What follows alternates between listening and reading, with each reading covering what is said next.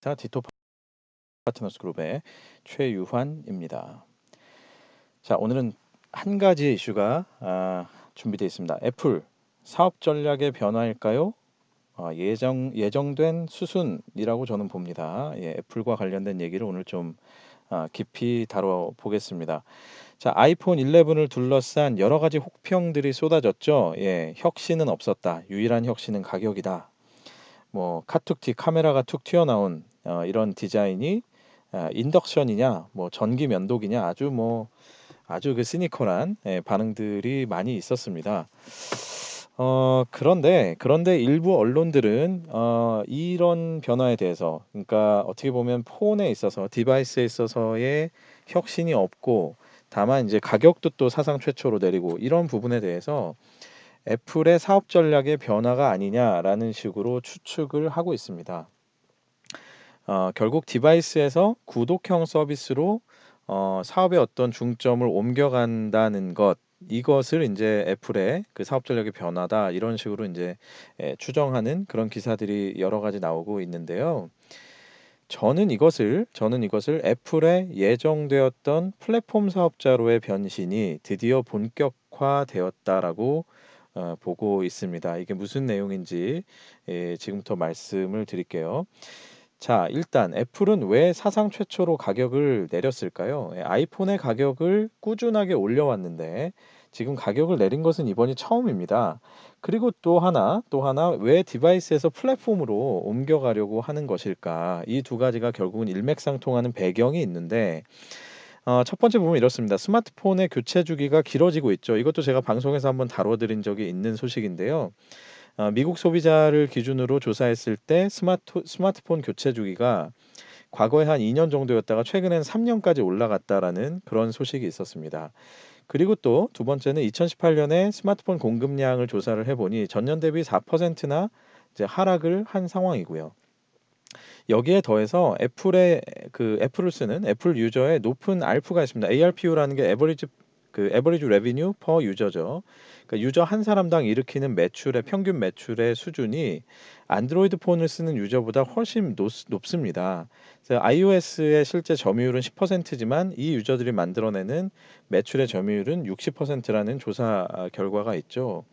이 세 가지를 다 종합하면 이게 결국 어떤 결론일까요? 한마디로 이제 디바이스 시장은 재미없어졌으니까 이제 탈출하자, 이런 결론입니다. 스마트폰 시장은 점점 더 수요가 줄고 있고, 심지어는 교체 수요도 점점 줄고 있죠. 교체 주기가 늘어나면서.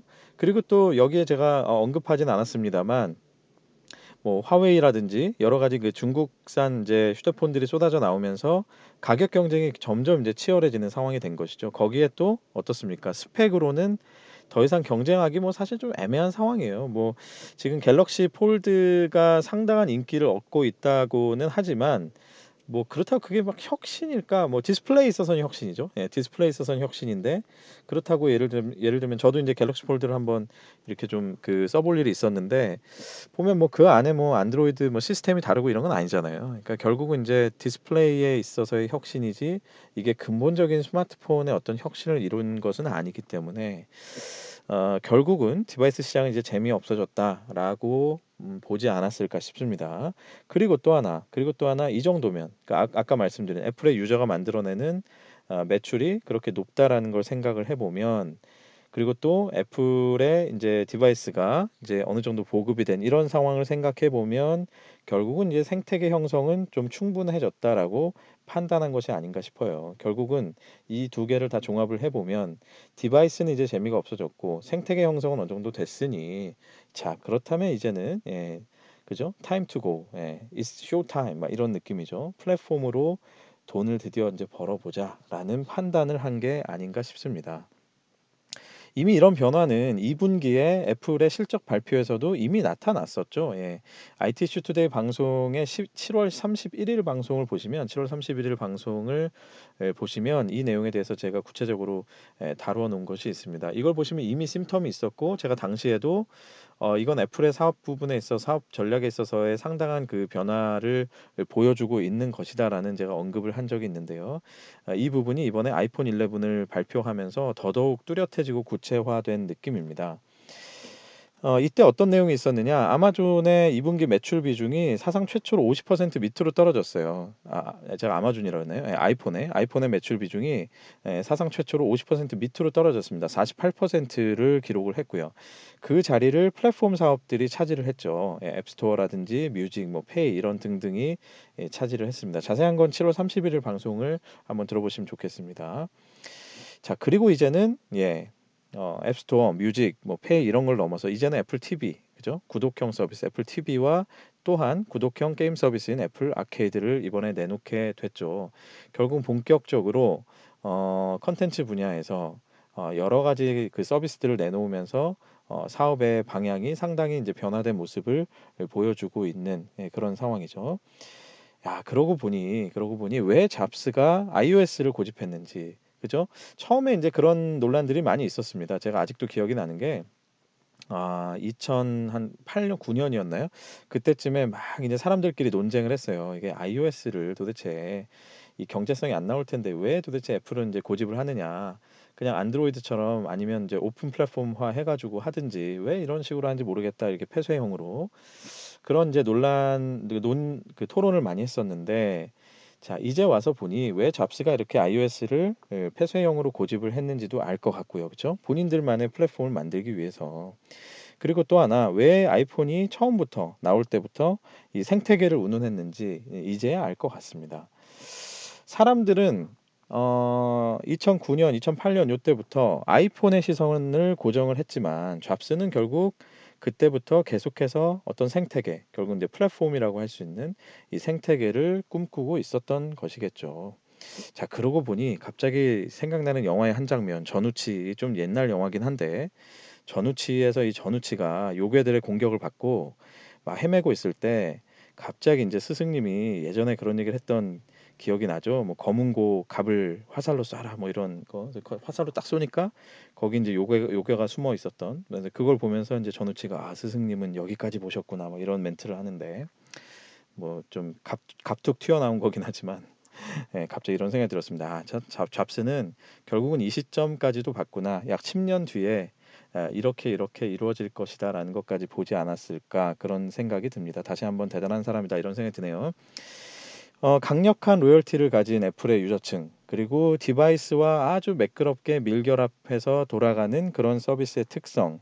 자, 이런 것들을 봤을 때 어떻습니까? 애플이 이 서비스 영역, 플랫폼 영역으로 들어간다는 것은 굉장히 강력하고 또 위협적인 그런 그 존재라고 볼 수 있습니다. 당분간은 엔터테인먼트와 금융 쪽에 좀 집중하는 모습을 보이고 있는데 과연 이걸로 끝날까요? 그죠? 모빌리티로 뭐 갈 수 있지 않을까요?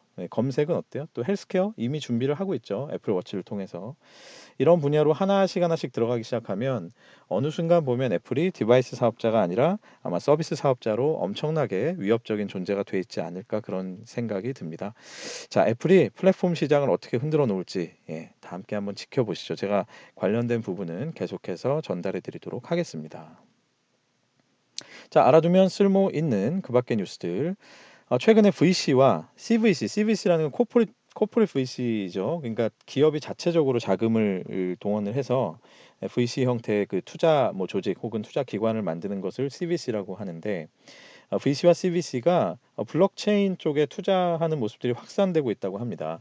그 제가 늘 말씀드리지만 작년 뭐 올해 상반기까지만 해도 블록체인 한물 갔어 이런 얘기가 많이 있었는데 최근에 확실히 투자하는 행태들을 이렇게 쭉 팔로우를 해보면 이제 다시 블록체인 쪽에 좀 이제 활성화가 되는 느낌이 있습니다. 근데 과거에는 블록체인과 관련돼서는 주로 코인에 투자를 했다면 이제는 진짜 실질적인 구체적인 그 서비스에 투자를 하고 있다는 점이 좀 차이가 있겠죠. 어쨌든 그런 면에서는 상당히 고무적이지 않은가 그런 이제 생각이 들고요. 자, 두 번째는 웨이브가 공식 출범을 했습니다. 그와 함께 바로 CJ ENM과 JTBC도 또 손을 잡았네요. 아시다시피 웨이브는 지상파 3사와 SK텔레콤이 손을 잡은 서비스고요. 그에 대항마로 CJ ENM의 티빙이 JTBC와 손을 잡고 서비스를 강화하겠다, 합작사를 세우겠다, 뭐 이런 계획을 발표했습니다. 아직까지는 계획에 불과하기 때문에 이 부분은 좀 더 구체화가 되면 제가 조금 더 구체적으로 한번 다뤄 드리겠습니다.